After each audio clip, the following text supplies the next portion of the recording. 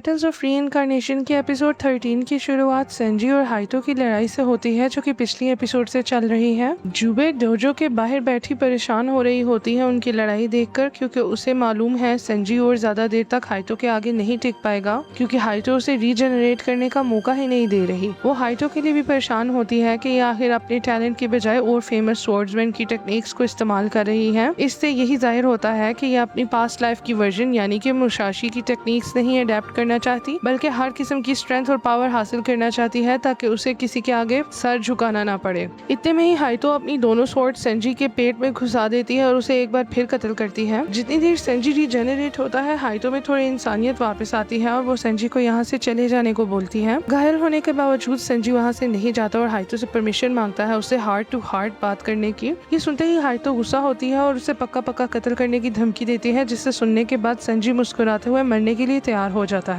जुबे भी परेशान हो जाती है क्योंकि असली जंग तो अब शुरू होने वाली है। इवन दो हाइतो अभी भी पोसेस है, उसके अंदर सेंजी के लिए प्यार अब भी कहीं न कहीं दफन है, जिसकी वजह से वो उसे मार नहीं पाती और उल्टा अपनी ही फॉर्म चेंज कर लेती है। अब उसकी सेंटीपीड लेग्स गायब हो जाती हैं और उसका शरीर एकदम साफ हो जाता है। सेंजी उससे माफी मांगता है कि वो इस वक्त सेल्फिश हो रहा है और अपनी मर्जी मनवा रहा है हाइतो से बात करने के लिए। हाँ, मगर वो दिल से हाइतो का शुक्रिया अदा करता है शुरुआत में उसका साथ देने के लिए और उसे उसकी फैमिली से मूव ऑन करवाने के लिए। हाइतो अग्री कर जाती है उससे बात करने के लिए और एकदम से धीमी पड़ जाती है। सेंजी बात का स्टार्ट ही हाइतो की तारीफों से करता है कि कैसे वो रीइंकार्नेट होकर बहुत ही खूबसूरत हो गई थी, मगर फिर भी सेंजी को वही पुरानी वाली हाइतो पसंद थी, सफेद बालों वाली। ये सुनते ही हाइतो के बाल एक बार फिर से व्हाइट हो जाते हैं और वो कम्प्लीटली नॉर्मल हो जाती है। वो सेंजी को हक करने के लिए आगे होती है, मगर सेंजी अभी भी थोड़ा रोमांटिक होने से हेजिटेट करता है और उसके बदन को अपने कोट से ढांपता है। अब सेंजी और हाइतो दोनों ही टूटे हुए डोजो में बैठकर बहुत सी बातें करते हैं और कैचअप करते हैं पुराने टाइम्स। सेंजी अपनी गलती मानता है कि कैसे वो खुद कमजोर था और अपने फैमिली ट्रॉमास के पीछे छुपते हुए अपने आप को कुछ नहीं समझा था और कमजोर लोगों की तरह अपने आप को मारकर रिटर्नर बना लिया उसने, ताकि उसे कोई टैलेंट मिले और उसका जीवन आसान हो। मगर उसने सच्चाई रीइंकार्नेट होने के बाद देखी कि जिंदगी अभी भी वैसी ही है, लिहाजा उसने अपने आप को ब्रांच ऑफ रीइंकार्नेशन के साथ पूरी तरह नहीं जोड़ा और वापस इंसान बन गया।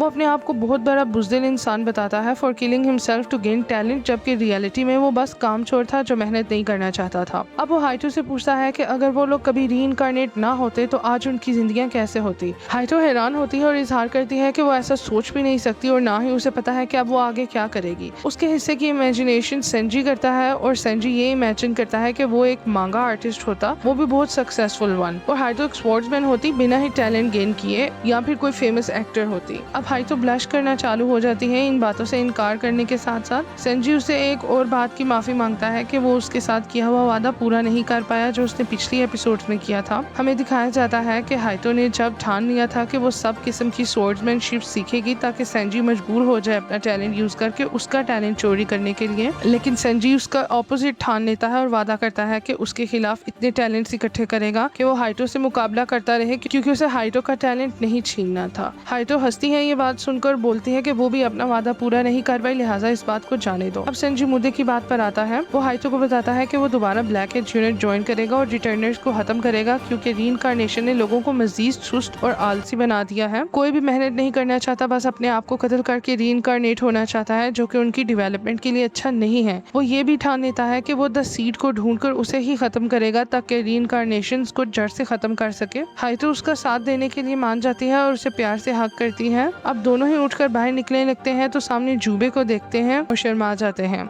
जब जुबे सेंजी की तारीफ करती है हाइतो को ठीक करने के लिए, तो हाइतो एकदम से उससे शर्मिंदा होकर माफी मांगने लगती है पिछली एपिसोड की फाइट के लिए, मगर जुबे उसे मना करती है माफी मांगने के लिए, क्योंकि वो समझ सकती थी उसकी सिचुएशन। सेंजी अब जुबे को उसकी तलवार लौटाता है और उसका शुक्रिया अदा करता है उसे 3 दिन की ट्रेनिंग देने के लिए, क्योंकि उस ट्रेनिंग के बिना सेंजी कभी भी पोजेस्ड हाइतो का सामना नहीं कर पाता। यहाँ जुबे अब उनसे जुदा होने का ठान लेती है, क्योंकि अब वो तंग आ चुकी है इस मिशन से। उसे नहीं मालूम कि वो आगे क्या करेगी, लिहाजा जाने से पहले वो सेंजी को एडवाइस देती है कि डट कर मुकाबला करे दुश्मनों के अगेंस्ट और द सीड को नष्ट कर दे। वो उसे पहले ही बता देती है कि जो रास्ता उसने चुना है वो एक आसान नहीं है, लिहाजा वो वहाँ पर डट कर बना रहे और बुराई का सामना करे। और हाइतो को भी सेंजी का ख्याल रखने को बोलती है। वो हाइतो को ये भी बोलती है कि अपने आप पर भरोसा रखो, क्योंकि तुम भी कुछ कम चीज नहीं हो। तुम्हें दूसरे लोगों की टेक्निक सीखने की जरूरत नहीं, बल्कि अपने पर विश्वास करने की ज्यादा जरूरत है। वो अपनी ब्रांच ऑफ रीइंकार्नेशन यानी कि अपना ब्लेड सेंजी को दे देती है। इसी के साथ वो अपनी स्वॉर्ड से चांद के 2 टुकड़े करती है और 1-2 शब्द बोलकर फूल की पंखुड़ियों में तब्दील हो जाती है, जो कि ये सजेस्ट सजेस्ट करता है कि जुबे killed herself to attain peace, क्योंकि वो इस जिंदगी से तंग आ चुकी थी। अब इसी के साथ सेंजी लोग दोबारा ब्लैक एज यूनिट के हेडक्वार्टर्स जा पहुंचते हैं, जहां उनकी असिस्टेंट उन्हें आइंस्टाइन की क्लिप्स दिखाती है फॉर देयर नेक्स्ट मिशन। संजी उससे बोलता है कि नेक्स्ट टाइम वीडियो की क्वालिटी अच्छी रखना, ताकि वो लोग ठीक से देख तो पाए अपने दुश्मन को। यहाँ संजी और हाइतो को हेनरी मिलती है, जो कि एक्साइटेड होकर अपना इंट्रोडक्शन उन्हें देने लगती है, मगर उनकी असिस्टेंट उसका मुंह बंद कर देती है और उसे वहाँ से जाने का कहती है, क्योंकि वो लोग हेनरी को क्लासिफाइड रखना चाहते हैं लास्ट अटैक के बाद। संजी लोग फाइनली किताजुका और योशिकी से भी मिलते हैं। योशिकी बहुत ही खुश और एक्साइटेड होता है उन्हें देखकर, मगर किताजुका मुंह बना लेता है और उनसे पूछता है कि वो लोग वापस क्यों आए हैं। अगर संजी लोग पक्के पक्के भाग जाते और वापस ना भी आते तो ब्लैक एज यूनिट उन्हें ढूंढने के लिए कभी ना जाता और ना ही पकड़ने की कोशिश करता। वो लोग आजाद थे मगर फिर भी वापस आ गए, जिससे उसे कोई फर्क नहीं पड़ता, ऐसा किताजुका बोलता है। यहाँ योशिकी उसका भांडा फोड़ता है, ये बताते हुए कि वो सीक्रेटली संजी और हाइतो लोगों की बहुत चिंता कर रहा था जब उनसे कोई कांटेक्ट नहीं हो पा रहा था। किताजुका एकदम गुस्सा हो जाता है योशिकी पर, मगर योशिकी को घंटा फर्क नहीं पड़ता। संजी अब जुबे का ब्लेड किताजुका को देता है, जो कि किताजुका संभाल लेता है बाकी ब्रांचेस ऑफ रीइंकार्नेशंस के साथ। किताजुका लोग उन्हें रिटर्नर आइंस्टाइन से भी मिलवाते हैं और बताते हैं कि उनका दुश्मन कितना ताकतवर है, लिहाजा उन्हें ठीक से प्लान बनाना होगा उसे दोबारा सामना करने का। आइंस्टाइन अब न्यूटन को बचाने का सोच रही होती है, जो कि इवल आइंस्टाइन ने अपने वश में कर रखा है। न्यूमन की न्यू वर्जन भी संजी लोगों को वेलकम करती है और संजी की तारीफ करती है हाइतो को ठीक करने के लिए। यहाँ वो उन्हें किस करने का बोलती है to make the relationship official, मगर संजी हिचकिचाकर टॉपिक चेंज कर देता है और उससे पूछता है कि अगर इवल आइंस्टाइन इतनी ही पावरफुल थी कि वो सबको कत्ल कर सकती थी, तो उसने उन्हें कत्ल क्यों नहीं किया और जंग का मैदान क्यों छोड़कर भाग निकली वो। यहाँ न्यूमन अंदाजा लगाती है कि शायद वो नाइटिंगेल के ऑर्डर्स पर चल रही थी, इसलिए जंग के मैदान को छोड़कर भाग निकली। न्यूमन का अंदाजा सही निकलता है, क्योंकि जब सीन्स इवल आइंस्टाइन की तरफ शिफ्ट होते हैं तो हम उसे नाइटिंगेल के आगे झुका हुआ देखते हैं। वो बार बार माफी मांगती है नाइटिंगेल से उस हमले के लिए जो उसने ब्लैक एज यूनिट पर किया, और एक्सक्यूजेस बनाती है कि उसे जो ठीक लग रहा था उसने तब वही किया था। नाइटिंगेल उसे याद दिलाती है कि उसने सिर्फ उसे ब्लैक एज यूनिट को फॉलो करने का कहा था, ना कि उनसे कांटेक्ट या उन पर हमला करने का।